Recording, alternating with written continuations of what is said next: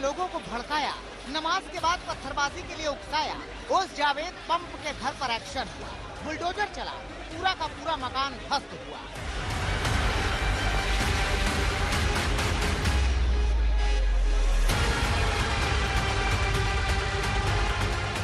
रविवार को 3 बुलडोजर जावेद की मकान पर चले।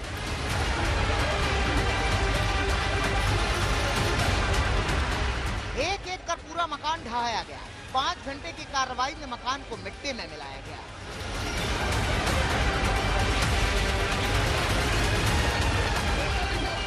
अब जावेद पंप के मकान पर हुई बुलडोजर वाली कार्रवाई पर सवाल उठ रहे हैं। इस एक्शन के बहाने विरोधी योगी सरकार पर हमला बोल रहे हैं। लोगों ने प्रोटेस्ट किया तो आपने आफरीन फातिमा के घर को तोड़ दिया, पूरे घर को तोड़ दिया। क्या कहा उत्तर प्रदेश की सरकार ने कि इसका बाप और ये जिम्मेदार है? क्या कौन किस लिए है? फिर बताओ आप, अदालत किस लिए है? जज किस लिए है? पुलिस किस लिए है?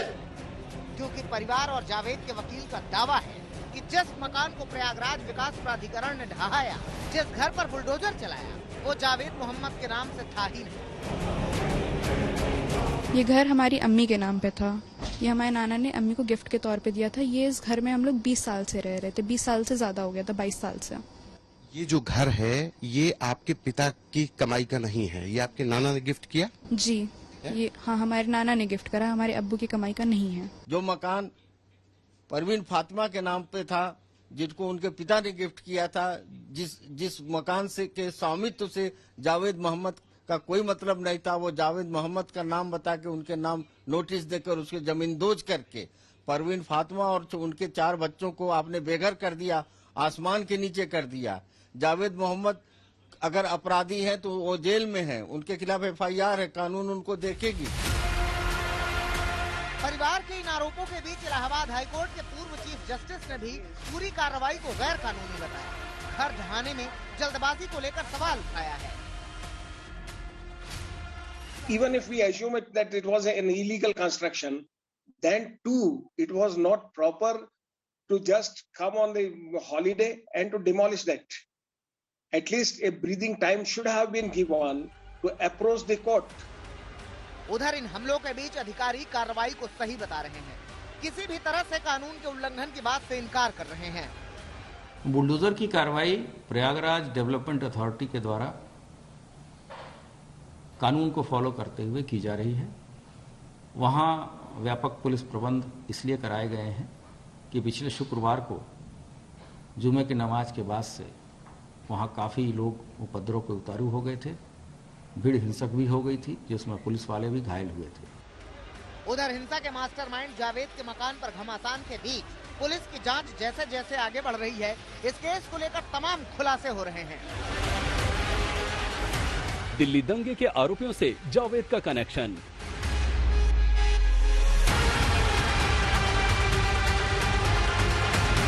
उमर खालिद के पिता की पार्टी का नुमाइंदा जावेद।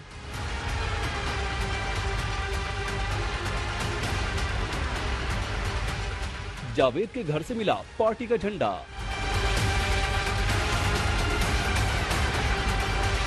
किसी पार्टी का सदस्य होना कोई गुनाह नहीं, मगर उस पार्टी का सदस्य होना सवाल खड़े करता है जिसका अध्यक्ष ही दिल्ली दंगे की चार्जशीट में साजिश रचने वालों में शामिल रहा हो।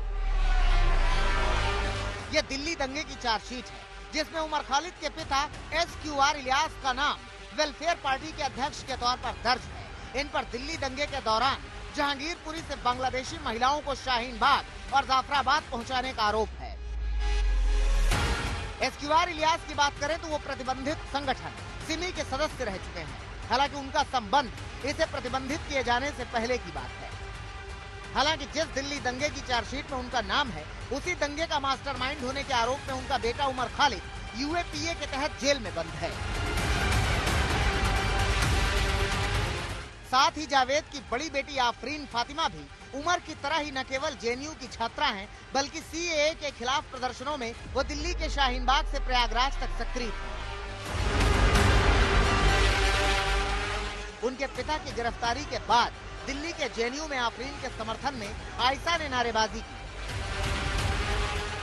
वहीं आफरीन ने वीडियो मैसेज जारी कर आरोप लगाया कि बिना वारंट पुलिस उनके पिता को उठा कर ले गई है।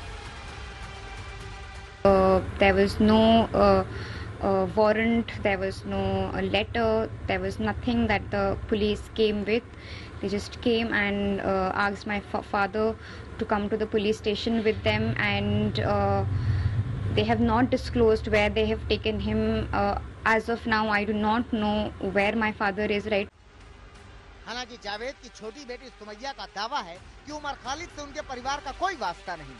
उमर खालिद के पापा से SQR इलियास से हमारे अब्बू के संबंध थे, लेकिन उमर खालिद से पर्सनली हमारे घर के किसी का रिलेशन नहीं रहा है, क्योंकि कभी साबका ही नहीं पड़ा।